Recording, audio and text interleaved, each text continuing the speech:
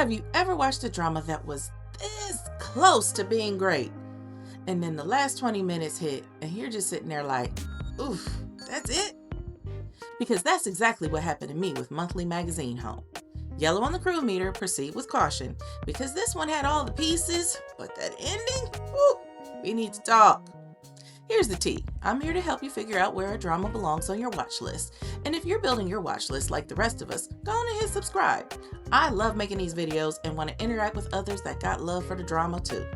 Now let's get into it. Listen, for the first 15 episodes, this drama was doing what it needed to do.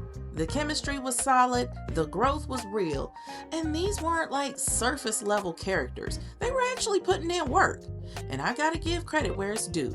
The casting for the male lead was perfection, because the way he balanced that serious, money-focused energy with that pouty, low-key, goofy side when it came to her, yeah, that was cute, I'm not gonna lie. But what really got me hooked? The financial struggle. That part felt real. Watching her really try to get ahead, and using his content no less. And then life hits like, nope, that money's gotta be used for something else. That's a different kind of pain. So if finances are a trigger for you, this one might hit a little deeper than you expect. I actually teared up a couple of times because I felt it. Yeah.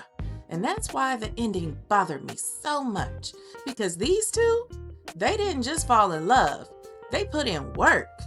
They faced some real heavy obstacles, they grew individually and together. So by the time we get to that ending, I'm expecting that growth to mean something. But then we get to those last 20 minutes and suddenly the story that we've been watching doesn't match the decisions being made.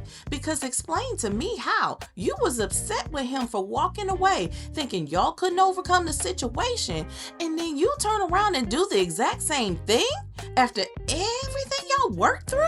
No, that did not sit right with me. So instead of saying, yeah, this is heavy, but I'm not giving up on us, she goes, let's make one last beautiful memory and then I'm out. Ma'am, what? And then on top of that, they leave it open-ended. Now listen, I don't mind open endings when they feel appropriate, but this one, it felt like they didn't know how to land the plane, because we're sitting here trying to figure out, is this closure? Or are they trying to reconcile? And the drama gives us just enough to question it, but not enough to be confident in the answer. And that's what makes it so frustrating. Because this wasn't a bad drama. It was really good. It had the potential to be great. And then them last 20 minutes, it really changed how the story felt. And I gotta add, if you're not a fan of slapstick comedy, this one leans heavily into it. So if that's not your jam, keep pushing.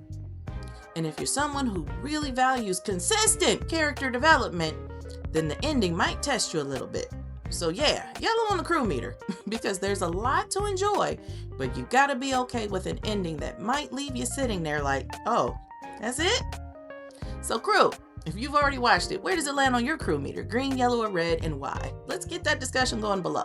And if you want another rom-com that builds you all the way up just to fumble the ending, check out my review of Dynamite Kiss, the first time I've ever seen a love square. And as always, if you're feeling this kind of content and you want to see more like it, you know what you gotta do.